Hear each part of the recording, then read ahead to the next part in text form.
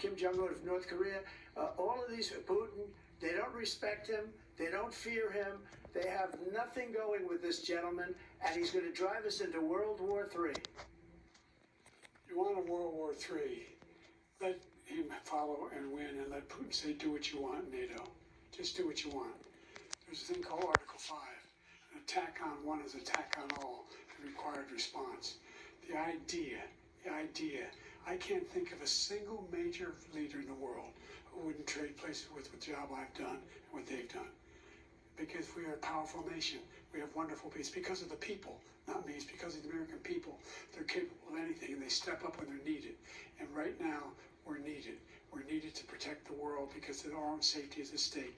And again, you want to have a war, just let Putin go ahead and take Kyiv, make sure they move on, see what happens in Poland, Hungary, and other places along that border. Then you have a war. President Trump, as I come back to you for a follow-up, the question was, will you accept the results of this election, regardless of who wins? Just to finish what he said, if I might, Russia, they took a lot of land from Bush. They took a lot of land from Obama and Biden. They took no land, nothing from Trump, nothing. He knew not to do it. He's not going to play games with me. He knew that. I got along with him very well, but he knew not to play games. He took nothing from me. But now he's going to take the whole thing from this man right here. That's a war that should have never started. It would have never started ever with me. And he's going to take Ukraine. And, you know, you asked me a question before, would you do this? He's got us in such a bad position right now with Ukraine and Russia. Because Ukraine's not winning that war. He said, I will never settle until such time. They're running out of people. They're running out of soldiers. They've lost so many people. It's so sad. They've lost so many people, and they've lost those gorgeous cities with the golden domes that are 1,000 years old, all because of him and stupid decisions. Russia would have never attacked.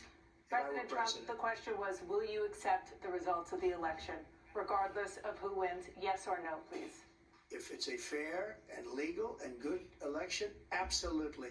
I would have much rather accepted these, but the fraud and everything else was ridiculous. And if you want, we'll have a news conference on it in a week, or we'll have another one of these in a week.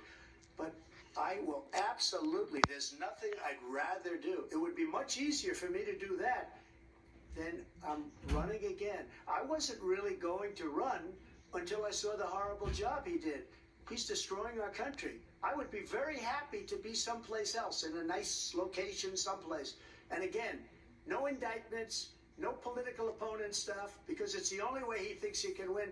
But unfortunately, it's driven up my numbers and driven them up to a very high level because the people understand it. Well, let's see what your numbers are when this election is over. Let's see.